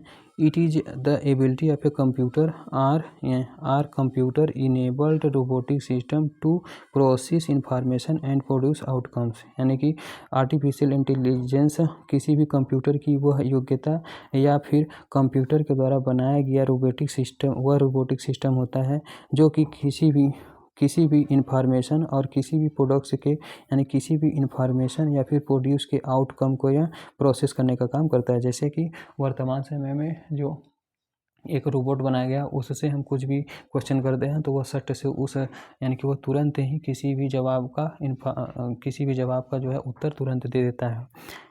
उसका नाम नहीं याद आ रहा है। It is analogous to the brain, यानी कि यह किससे से संबंधित है? It is analogous to the brain, यानी कि यह ब्रेन से इसका संबंध होता है। यानी कि आर्टिफिशियल इंटेलिजेंस जो होता है यह ब्रेन के एनालॉगी से संबंधित होता है। Resemblance the thought process of human is learning in learning, यानी कि लर्निंग में यह ह्यूमन के समान ही सोचने का काम करता है। डिसीजन मेकिंग का भी काम करता है। सॉल्विंग द प्रॉब्लम, यानी कि जो आर्टिफिशियल इंटेलिजेंस होता है यह प्रॉब्लम को सॉल्व करने का काम करता है। डिसीजन यानी कि निर्णय को लेने का भी काम करता है। And learning in human process through, यानी कि जो आर्टिफिशियल इंटेलिजेंस के द्वारा जो आर्टिफिशियल जो इंटेलिजेंस होता है इसका प्रयोग जो होता है वो मानव में सीखने के लिए किया जाता है, डिसीजन मेकिंग करने में किया जाता है एंड प्रॉब्लम को सॉल्व करने में किया जाता है। किसका? आर्टिफिशियल इंटेलिजेंस का, क्योंकि यह मानव के दिमाग के ही समान यह कार्य करता है। ठीक हो गया कंप्लीट। इथनोसेंट्रिज्म क्या होता है? तो इथनोसेंट्रिज्म क्या होता है? What do you mean ethnocentrism? Ethnocentrism का मतलब क्या होता है? तो इथनोसेंट्रिज्म का मतलब होता है it is tendency of the people to thinking one's own group we are superior to other or judging other group as inferior to one owns. फिर से, it is tendency of people, यानी कि जो इथनोसेंट्रिज्म होता है यह एक प्रकार का टेंडेंसी होता है। किसका? पीपल का। यानी कि इथनोसेंट्रिज्म का मतलब क्या होता है? तो it is tendency of people, यानी कि मानव का वह tendency to thinking one's own group way, यानी कि यह जो होता है वंस ऑन ग्रुप वे के रूप में सोचने का कार्य करता है। आर सुपीरियर टू अदर, यानी कि अन्य की अपेक्षा यह सुपीरियर सोचने का काम करता है। आर जजिंग अदर ग्रुप्स, यानी कि यह अदर ग्रुप्स की अदर ग्रुप्स के लिए जज करने का भी काम करता है। As inferior to owns one owns, यानी कि जो 1 आउंस के लिए इन्फीरियर होता है। सही से सेंटेंस नहीं बैठा, छोड़ो इसको। परसेप्शन का मतलब क्या होता है? Secondary experience of the world, यानी कि वर्ल्ड का जो सेकेंडरी एक्सपीरियंस होता है उसी को हम परसेप्शन के नाम से जानते हैं। फिर से, वर्ल्ड का जो सेंसरी यानी कि वर्ल्ड का जो सेंसरी एक्सपीरियंस होता है उसी को परसेप्शन के नाम से जाना जाता है। फिर से, वर्ल्ड का जो सेंसरी एक्सपीरियंस होता है उसी को हम परसेप्शन के नाम से जानते हैं। It is through this experience that we gain information about environmental around us, यानी कि पर्यावरण के चारों तरफ से जो भी इंफॉर्मेशन हमें प्राप्त होती है उसके इन्फीरियंस को ही जो है परसेप्शन के नाम से जाना जाता है। फिर से, परसेप्शन एक प्रकार का सेंसरी एक्सपीरियंस होता है पूरे विश्व, यानी कि परसेप्शन विश्व में एक प्रकार का सेंसरी एक्सपीरियंस होता है जिसके द्वारा जो ह्यूमन के चारों तरफ जो इन्फॉर्मेशन है उसको इसी एक्सपीरियंस के द्वारा जो है प्राप्त किया जाता है। नेक्स्ट है कम्युनिकेशन फिडेलिटी का मतलब क्या होता है? कम्युनिकेशन फिडेलिटी का मतलब क्या होता है? Fidelity is the faithful performance of communication process, यानी कि जो फिडेलिटी होता है यह कम्युनिकेशन प्रोसेस का एक फेथफुल या फिर वफादार परफॉर्मेंस होता है।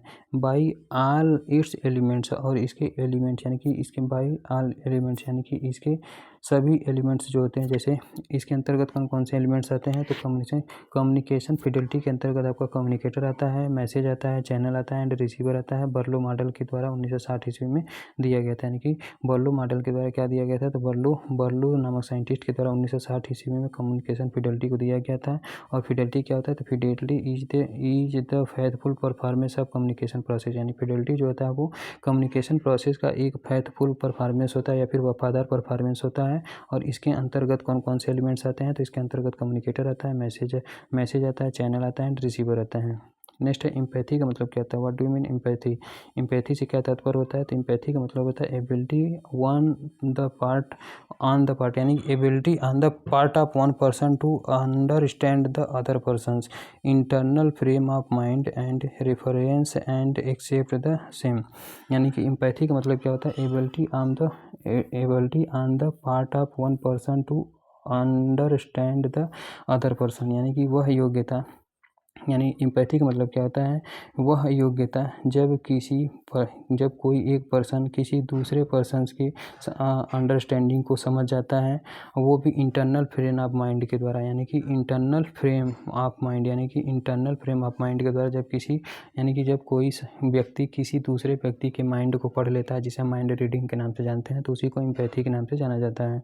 ठीक, और जब वह उसके द्वारा वह कहलावाया जाता है तो वह एक्सेप्टेंस जो होता है वो सेम रहता है। वही माइंड रीडिंग को ही हम एम्पैथी के नाम से जानते हैं। ठीक, फ्रस्ट्रेशन क्या होता है, तो what do you mean frustration क्या होता है भाई? Frustration, discuss about frustration. It is conditions where in the goal directional behavior of an individual it blocked and feeling of anger or disappointment because you cannot get what you want।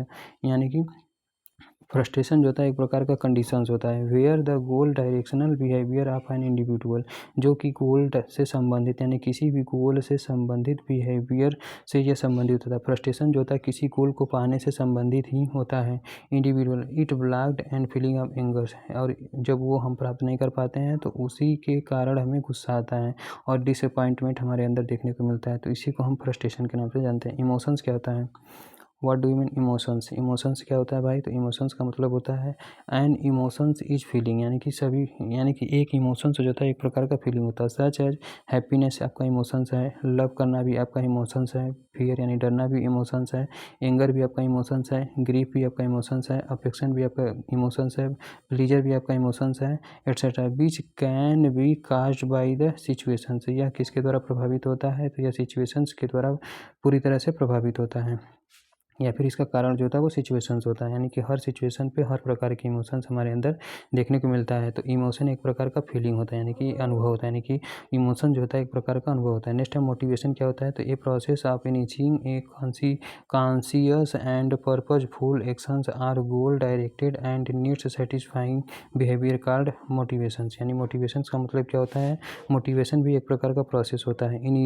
Initiating a conscious and purposeful action से, जिसके अंतर्गत जो होता है conscious and purposeful किसी action का इनिशिएशंस होता है, या फिर किसी गोल डायरेक्टर से, यानी कि किसी गोल से संबंधित, यानी कि किसी गोल डायरेक्टेड यानी कि गोल से संबंधित एंड किसी नीड का जब हमारा किसी गोल से संबंधित या फिर किसी नीड से संबंधित हमें संतुष्टि मिल जाती है, यानी संतुष्टि से मिलने वाला जो बिहेवियर, यानी कि किसी गोल को जब हम अचीव कर लेते हैं, यानी किसी गोल को अचीव करने के लिए जो हमारे अंदर सेटिस्फाइंग बिहेवियर की आवश्यकता, यानी किसी सेटिस्फाइंग बिहेवियर की आवश्यकता होती है, तो उसी को हम मोटिवेशन के नाम से जानते हैं। नेक्स्ट है इंट्रिंसिक मोटिवेशन क्या होता है, तो it is generate from with इन आउन सेल्फ, यानी कि जब अपने आप से हमारे अंदर मोटिवेशन आता है तो उसी को हम इंट्रिंसिक मोटिवेशन के नाम से जानते हैं। फिर से इंट्रिंसिक यानी कि इंट्रिंसिक मोटिवेशन जो होता है किसे कहते हैं,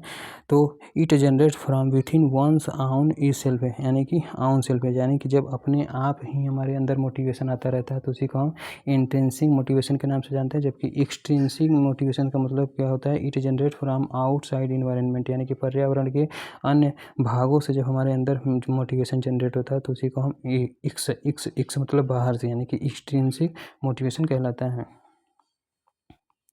नेक्स्ट इम्पॉर्टेंट लास्ट क्या क्या है, तो इम्पॉर्टेंट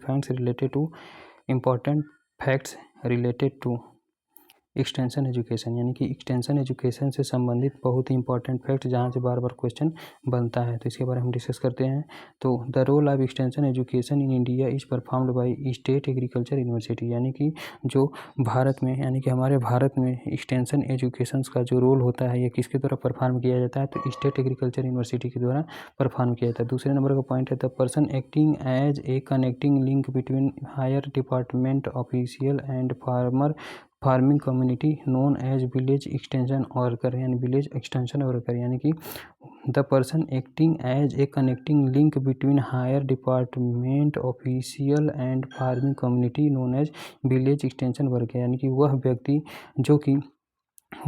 जो कि हायर डिपार्टमेंट ऑफिशियल और फार्मिंग कम्युनिटी के बीच में एक कनेक्टिंग लिंक का काम करता है, उसी को हम विलेज एक्सटेंशन वर्कर के नाम से जानते हैं। फिर से वह व्यक्ति जो higher department official and farming community के बीच में कनेक्टिंग लिंक प्रोवाइड करता है या फिर कनेक्टिंग लिंक बनाता है, उसी को हम विलेज एक्सटेंशन वर्कर के नाम से जानते हैं। नेक्स्ट है एक्सप्रेशन ऑफ द एंड, यानी expression of the end towards which our efforts are directed are called objectives, यानी कि expression of the ends towards which our efforts are directed are called objectives. रट लो ऐसे ही। फिर से expression of ends, यानी कि किसी भी एंड्स के एक्सप्रेशन को जो कि हमारे इफ़र्ट्स को डायरेक्टेड करता है, यानी कि हमारे इफेक्ट जो होता है वो डायरेक्टेड करता है, वो क्या कहलाता है? ऑब्जेक्टिव कहलाता है। Agriculture extension worker is a messenger man, यानी कि एग्रीकल्चर एक्सटेंशन वर्कर को किस नाम से जाना जाता है? तो एग्रीकल्चर एक्सटेंशन वर्कर को जो है एक मैसेंजर मैन के नाम से जाना जाता है। Sensory situation is more in interpersonal communication, यानी कि जो सेंसरी सिचुएशन होता है वो सबसे ज़्यादा किस में देखने को मिलता है? तो सेंसरी सिचुएशन जो होता है वो सबसे ज़्यादा हमें इंटरपर्सनल कम्युनिकेशन में देखने को मिलता है। नेक्स्ट है ओवर एडॉप्शन में ड्यू टू, यानी कि जो ओवर एडॉप्शन होता है किसके कारण होता है? तो इनसफिशिएंट नॉलेज के कारण होता है, यानी कि ओवर एडॉप्शन किसके कारण होता है? तो ओवर एडॉप्शन में ड्यू टू, यानी कि ओवर एडॉप्शन, यानी कि ओवर एडॉप्शन किसके कारण होता है? तो इनसफिशिएंट नॉलेज, यानी कि जब हमारे अंदर अनसफिशिएंट यानी कि अनावश्यक नॉलेज रहेगा, अनकबंड नॉलेज जिसे हम इनसफिशिएंट नॉलेज, यानी कि बहुत ही कम नॉलेज जब हमारे अंदर रहता है तो उसी के कारण हमारे अंदर ओवर एडॉप्शन की प्रोसेस देखने को मिलती है। नेक्स्ट है farm management is a intra farm science, यानी कि फार्म मैनेजमेंट किसके अंतर्गत आता है? तो जो फार्म का मैनेजमेंट है ये इंट्रा फार्म साइंस के अंतर्गत आता है। नेक्स्ट है the most effective approach for personal contact, यानी पर्सनल कॉन्टैक्ट के लिए सर्वाधिक प्रभावकारी अप्रोच कौन सा होता है? तो टेलीफोन कॉल्स होता है। फिर से the most effective approach for personal contact, यानी कि किसी व्यक्ति से हमें पर्सनल कॉन्टैक्ट करना है तो उसके लिए सबसे प्रभावकारी सर्वाधिक प्रभावकारी अप्रोच कौन सा होता है? तो वर्तमान समय में प्रेजेंट टाइम में टेलीफोन कॉल बहुत ही ज़्यादा चल रहा है, जिसे हम मोबाइल कॉल के नाम से जानते हैं वर्तमान समय में। नेक्स्ट है training and visit system was first introduced in the state Rajasthan, यानी कि TNV सिस्टम सर्वप्रथम कहाँ पर स्टार्ट किया गया था? तो इसको राजस्थान में स्टार्ट किया गया था। फिर से ट्रेनिंग एंड विजिट सिस्टम भी was first introduced in state, यानी भारत के कौन से राज्य में सर्वप्रथम TNV सिस्टम को शुरू किया गया था? तो ये आपका राजस्थान है। नेक्स्ट है द कॉन्स्टिट्यूशनल 73 अमेंडमेंट एक्ट 1992 में come into force to provide constitutional status to the Panchayati Raj system in the year 1993 ईस्वी में। फिर से the constitutional 73rd amendment act 1992 में आया था, यानी कि जो संविधान संशोधन यानी 73वां संविधान संशोधन पंचायती राज से संबंधित, यानी कि जो पंचायती राज से संबंधित 73वां संविधान संशोधन हुआ था 1992 ईस्वी में हुआ था। लेकिन यह कार्य करना कब शुरू किया था? तो यह कार्य करना संवैधानिक रूप से यह कार्य करना कब इस चालू किया था? तो यह 1993 ईस्वी में कार्य करना चालू कर दिया था। और फिर 74वां कब आया था? तो 74वां 1993 ईस्वी में आया था। और वह काम करना कब चालू किया था? तो वह 1904 यानी कि 73वां संविधान संशोधन कब आया था? तो 73वां संविधान यानी 74वां संविधान संशोधन आपका म्यूनिसिपैलिटी से संबंधित था और वह 1993 ईस्वी में बना था। और लागू कब हुआ था या फिर कम इंटू फोर्स में कब आया था? तो 1994 ईस्वी में आया था। Next question, the two important principles of extension education are participation and leadership, यानी कि एक्सटेंशन एजुकेशंस का दो महत्वपूर्ण प्रिंसिपल कौन कौन से होते हैं? तो एक्सटेंशन एजुकेशन का दो महत्वपूर्ण प्रिंसिपल आपका पार्टिसिपेशन एंड लीडरशिप होता है। फिर से एक्सटेंशन एजुकेशंस का दो सर्वाधिक महत्वपूर्ण प्रिंसिपल कौन कौन सा होता है? तो एक तो आपका पार्टिसिपेशन होता है, दूसरे नंबर पर लीडरशिप आता है। नेक्स्ट है सोशियोमेट्री का मतलब क्या होता है? It is A quantity method for measuring social relationship, यानी सोशल रिलेशनशिप को मापने के लिए जो क्वांटिटी मेथड होता है उसी को हम सोशियोमेट्री के नाम से जानते हैं। नेक्स्ट है the unique integrated and organised system of all behaviour of a personality के नाम से जानते हैं। फिर से the unique integrated and organised system of all behaviour of a person, यानी जब किसी व्यक्ति के अंदर सभी प्रकार के बिहेवियर जैसे कि यूनिकनेस हो गया, इंटीग्रेटेड हो गया एंड ऑर्गेनाइज्ड सिस्टम, ये सभी प्रकार के बिहेवियर जब किसी पर्सन के अंतर्गत आता है तो उसी को हम पर्सनालिटी के नाम से जानते हैं। नेक्स्ट क्या है, तो नेक्स्ट है एक्स्ट्रावर्ट पर्सनालिटी। एक्स्ट्रावर्ट पर्सनालिटी का मतलब क्या होता है, तो एक्स्ट्रावर्ट पर्सनालिटी का मतलब क्या होता है, तो एक्स्ट्रावर्ट पर्सनालिटी का मतलब होता है दीज आर सोशली अडाप्टेबल, यानी कि जो एक्स्ट्रावर्ट पर्सनालिटी होता है यह सोशली अडाप्टेबल होता है। एडजस्ट टू एनी सिचुएशन, यानी कि जो व्यक्ति किसी भी सिचुएशन को एडजस्ट कर लेता है उसे हम एक्स्ट्रावर्ट पर्सनालिटी के रूप में जानते हैं। और यह सोशली जो होता है वो अडाप्टेड होता है, एडाप्टेबल होता है। एंड इंटरेस्ट इन पीपल्स, और इसमें जो पीपल होते हैं वो बहुत यानी कि इस प्रकार यानी एक्स्ट्रावर्ट पर्सनालिटी को बहुत लोग पसंद करते हैं। They go to the extent of scarifying themselves for others, यानी कि and go to the extent of scarifying themselves for others. हो गया, इतना बहुत है। इंट्रोवर्ट पर्सनालिटी का मतलब क्या होता है, देज आर सोशली साई, यानी कि वे व्यक्ति जो कि समाज में शर्माते हैं। रिमेन इंटरेस्टेड और remain interested in our feeling and reactions, यानी कि वे व्यक्ति जो अपने इंटरेस्ट को और अपने फीलिंग को और अपने रिएक्शंस को दबाने का काम करते हैं उसी को हम इंट्रोवर्ट पर्सनालिटी के नाम से जानते हैं। फिर से दे आर सोशली साई, यानी कि वह व्यक्ति जो कि सामाजिक रूप से, यानी कि वह व्यक्ति जो सामाजिक रूप से शर्माते हैं, यानी कि जो समाज से शर्माते हैं। And remain interested in their own feeling and reactions, और वह अपने फीलिंग्स और अपने रिएक्शंस के प्रति जो होता है उनके पास कोई इंटरेस्ट नहीं रहता है, तो उसी को हम इंट्रोवर्ट पर्सनालिटी के नाम से जानते हैं। The group of people who have lived together long enough sharing common value and general interest to be considered as the social unit is known as society, यानी कि सोसाइटी के ये क्वेश्चन पूछने लायक हैं। ठीक, तो अब हम बात करते हैं द ग्रुप ऑफ पीपल, यानी कि लोगों का वह समूह हु हैव लाइव्ड टुगेदर, जो कि एक दूसरे के साथ रहते हैं। लॉन्ग इनफ, यानी कि लंबे समय तक एक दूसरे के साथ रहते हैं, यानी लोगों का वह समूह जो कि लंबे समय तक एक दूसरे के साथ रहते हैं। और शेयरिंग कॉमन वैल्यू, और अपने कॉमन यानी कि जो कॉमन वैल्यू होता है उसको आपस में ही शेयर करते रहते हैं। एंड जनरल इंटरेस्ट, और उनके अंदर जो होता है वो समान इंटरेस्ट पाया जाता है। To be considered as social unit, और जो कि सोशल अंटिल यानी कि सोशल यूनिट के रूप में, यानी कि जो कि सोशल यूनिट के रूप में कंसीडर किए जाते हैं उसी को हम सोसाइटी के नाम से जानते हैं। नेक्स्ट है एंड्रागोगी का मतलब क्या होता है, refer to the art or science of teaching adult, यानी कि एडल्ट को जब टीचिंग की दिया जाता है तो उसी को हम एंड्रागोगी के नाम से जानते हैं। फिर से जब किसी refers to the art or science of teaching adult, यानी कि किसी एडल्ट को जब यानी किसी एडल्ट को टीचिंग दिए जाने वाले साइंस या फिर आर्ट को हम एंड्रागोगी कहते हैं। फिर से रिफर्स टू द आर्ट और साइंस ऑफ टीचिंग एडल्ट्स, यानी कि टीचिंग यानी कि एडल्ट्स को टीचिंग करने के लिए यानी कि वह साइंस या फिर आर्ट जिसके अंतर्गत किसी एडल्ट को टीचिंग दिया जाता है, यानी कि विज्ञान की वह शाखा, यानी कि वह कला या विज्ञान जिसके अंतर्गत किसी एडल्ट को टीचिंग दिया जाता है तो उसी को हम एंड्रागोगी के नाम से जानते हैं। पेडागोगी का मतलब क्या होता है, रिफर टू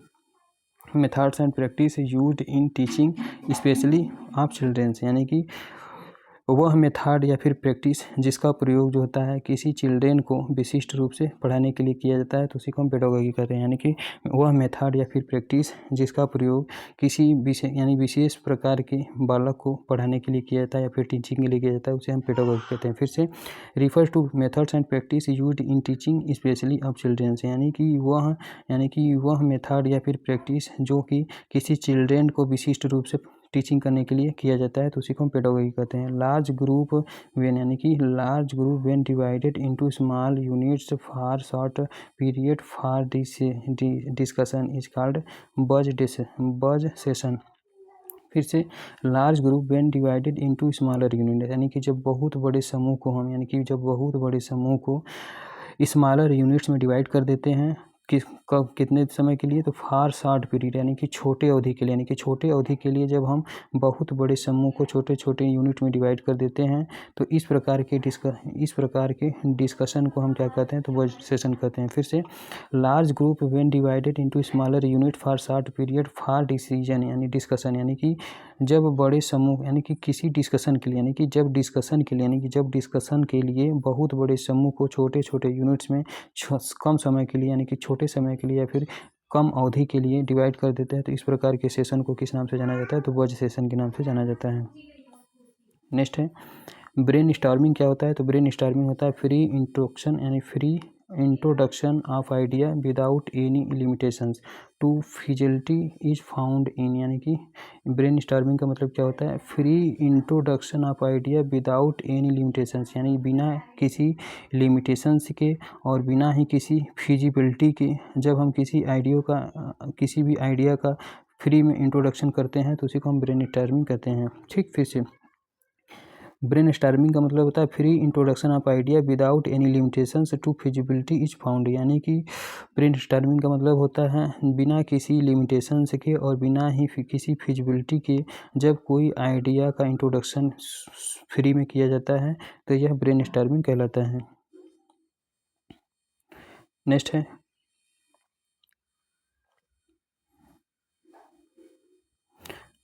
अगला पॉइंट क्या दिया है? तो फोल्डर। फोल्डर का मतलब क्या होता है? It is a single piece of paper folded, यानी कि फोल्डर क्या होता है? What do you mean folder? Folder से आप क्या समझते हो? तो फोल्डर का मतलब होता है इट इज ए, फोल्डर क्या होता है? फोल्डर क्या होता है भाई? तो it is a single piece of paper. ठीक, यानी कि फोल्डर जो होता है एक पेपर का एक सिंगल पीस होता है, यानी कि फोल्डर क्या होता है? तो फोल्डर जो होता है पेपर का एक सिंगल पीस होता है जो कि फोल्डेड रहता है, यानी कि पेपर फोल्डेड, यानी कि फोल्डेड पेपर का एक सिंगल पीस फोल्डर कहलाता है। The once or twice and when opened the essential information represented in sequences, यानी कि क्रम रूप में इसमें जो होता है इंफॉर्मेशन या फिर आवश्यक इंफॉर्मेशन इसमें उपस्थित रहता है। फिर से फोल्डर जो होता है एक प्रकार का सिंगल पीस होता है किसका? तो पेपर यानी फोल्डेड पेपर का, यानी कि जो फोल्डर होता है या फोल्डेड यानी कि पेपर जो फोल्डर जो होता है वो फोल्डेड पेपर का एक सिंगल पीस होता है। The one or twice and, जो कि एक यानी कि फोल्डर जो होता है एक या दो फोल्डेड पेपर का एक सिंगल पीस होता है। फिर से फोल्डर क्या होता है? तो फोल्डर जो होता है वो एक या दो फोल्डेड पेपर का एक सिंगल पीस होता है जिसको खोलने पर यानी जिसको खोलने पर उसमें बहुत ही सारी इसेंशियल इन्फॉर्मेशन रिप्रेजेंट रहती है, वो भी सीरियल वाइज या फिर सीक्वेंस वाइज या फिर क्रम पूर्वक, तो उसी को हम फोल्डर कहते हैं। लीफलेट का मतलब क्या होता है? A single printed sheet of paper of small size containing preliminary information relating to the a topic, यानी कि जब किसी एक टॉपिक से संबंधित प्राइमरी रूप से कोई इन्फॉर्मेशन स्मॉल साइज में पेपर के शीट पर सिंगली प्रिंट रहता है तो उसी को हम लीफलेट कहते हैं। फिर से लीफलेट का मतलब क्या होता है? It is a single printed sheet of paper, यानी कि जो लीफलेट्स होता है यह किसी पेपर के शीट का प्रिंटेड सिंगल शीट। फिर से लीफलेट क्या होता है? Sorry leaflet it is a single printed sheet of paper, यानी कि जो लीफलेट्स होता है किसी पेपर का सिंगल प्रिंटेड शीट होता है और यह स्मॉल साइज में पाया जाता है, यानी कि यह बहुत यानी कि स्मॉल साइज में, यानी कि लीफलेट जो होता है वो स्मॉल साइज में पेपर के प्रिंटिंग शीट का एक सिंगल होता है। फिर से it is a single printed sheet of paper of small size, यानी कि छोटे साइज का सिंगल, यानी कि जो लीफलेट होता है या छोटे साइज का सिंगल प्रिंटेड पेपर का शीट होता है, यानी कि लीफलेट जो होता है वो स्मॉल साइज के पेपर का, यानी कि लीफलेट जो होता है वो स्मॉल साइज के पेपर का एक सिंगल प्रिंटेड शीट होता है। ठीक, containing primarily information relation to topic, यानी कि एक टॉपिक से संबंधित इसमें इंफॉर्मेशन जो होता है पाया जाता है। नेक्स्ट क्या है? पम्पलेट। नेक्स्ट है पम्पलेट। पम्पलेट का मतलब क्या होता है? It contains complete information about the topic in A size of 2 to 12 pages, यानी कि पम्पलेट क्या होता है? It contains complete information about the topic in A size of 2 to 12 pages, यानी कि पम्पलेट क्या होता है? तो इट कंटेंस कंप्लीट इन्फॉर्मेशन, यानी कि पम्पलेट में कंप्लीट इन्फॉर्मेशन पाया जाता है जो कि 2 से 12 पेज के साइज में संपूर्ण टॉपिक देखने को मिलता है। फिर से पम्पलेट एक प्रकार का कंप्लीट इन्फॉर्मेशन, यानी पम्पलेट में जो होता है पम्पलेट में कंप्लीट इन्फॉर्मेशन पाया जाता है जो कि 2 से 12 पेज साइज के टॉपिक में रहता है, यानी कि about the topic in A size of, जिसमें जो टॉपिक रहता है यह 2 से 12 पेज के साइज में टॉपिक लिखा रहता है। नेक्स्ट है बुलेटिन। क्या होता है? It is a printed bound booklet with 12 से 20 पेज, यानी कि पम्पलेट में कितना पेज होता है, तो पम्पलेट में जो होता है 2 से 12 पेज होता है, जबकि बुलेटिन में 12 से 20 पेजेज होते हैं। यही याद कर लो बस। यानी कि इट इज़ प्रिंटेड, यानी कि बुलेटिन भी प्रिंटेड होता है और बाउंड बुकलेट होता है जिसमें 12 से 20 पेजेज पाए जाते हैं। Containing comprehensive information about A topic, यानी किसी एक टॉपिक पर बहुत ही विस्तृत रूप से जानकारी इसमें छपी रहती है। बुकलेट क्या होता है, तो it is contains relatively large amount of content material, यानी कि बुकलेट में जो होता है बहुत बड़े अमाउंट में जो होता है मटेरियल रहता है। फिर से क्या है, तो बुकलेट का मतलब होता है it contains A relatively large amount of content material and the number of pages in it range between 20 से 50, यानी कि जो बुकलेट्स होता है इसमें बहुत ही अधिक मात्रा में, यानी कि इसमें जो कंटेंट मटेरियल रहता है, यानी इसमें जो कंटेंट मटेरियल की मात्रा होती है वो बहुत ही ज़्यादा देखने को मिलती है अन्य की अपेक्षा। ठीक, और number of pages is ranges between, और इसमें पेजेस का कितना होता है, तो बुकलेट में जो पेज की संख्या होती है 20 से लेकर 50 तक होती है। Systematic display of models, specimens, charts, photographs, pictures, posters, information, etc. A sequence around a theme to create awareness and interest in the community is called एग्जाहिबिशन, यानी कि प्रदर्शनी कहते हैं। फिर से सिस्टमेटिक डिस्प्ले ऑफ मॉडल्स, यानी कि सिस्टमेटिक तरीके से यदि मॉडल्स को डिस्प्ले किया जाता है, स्पेसिमेंस को डिस्प्ले किया दिखाया जाता है, चार्ट को दिखाया जाता है, फोटोग्राफ्स को दिखाया जाता है, पिक्चर्स को दिखाया जाता है, पोस्टर को दिखाया जाता है, इन्फॉर्मेशन को दिखाया जाता है, जो कि सीक्वेंस अराउंड द थीम, जो कि सीक्वेंसली अराउंड थीम के रूप में होते हैं। और यह अवेयरनेस, यानी कि यह अवेयरनेस को और इंटरेस्ट को क्रिएट करने का काम करते हैं। तो इस प्रकार के कम्युनिटी को हम क्या कहते हैं, तो इसी प्रकार के कम्युनिटी को एग्जाहिबिशन कहते हैं। यानी कि इसमें सभी प्रकार के जो हम प्रोग्राम बताएं हैं यह दिखाए जाते हैं प्रदर्शनी में। नेक्स्ट है ABC, यानी कि ABC का फुल फॉर्म क्या होता है, A से अट्रैक्टिव हो जाएगा, B से ब्रीफ हो जाएगा एंड C से क्लियर हो जाएगा। Are the characteristics of poster, यानी पोस्टर का जो कैरेक्टरिस्टिक क्या होता है, तो पोस्टर का जो कैरेक्टरिस्टिक्स होता है क्या क्या होता है, तो पोस्टर का जो कैरेक्टरिस्टिक्स होता है उसका ABC, यानी कि ABC जो होता है वो पोस्टर का कैरेक्टरिस्टिक्स होता है। ठीक है, A का मतलब होता है अट्रैक्टिव, B से होता है ब्रीफ एंड C से होता है क्लियर, यानी कि यही, यानी कि अट्रैक्टिव हो, यानी कि पोस्टर जो होता है सदैव अट्रैक्टिव हो, ब्रीफ हो और क्लियर हो, यही जो होता है कैरेक्टरिस्टिक्स होता है, मेजर कैरेक्टरिस्टिक्स होता है पोस्टर। यानी पोस्टर का जो मेजर कैरेक्टरिस्टिक्स होता है वो आपका ABC होता है, यानी कि एक फॉर होता है अट्रैक्टिव, B फॉर होता है ब्रीफ एंड C फॉर होता है क्लियर। तो इस सेशन में हमने पूरा एक्सटेंशन एजुकेशन को कंप्लीट कर चुके हैं, जो कि नेब्रासुडा बुक से लिया गया था। Thank you everyone guys.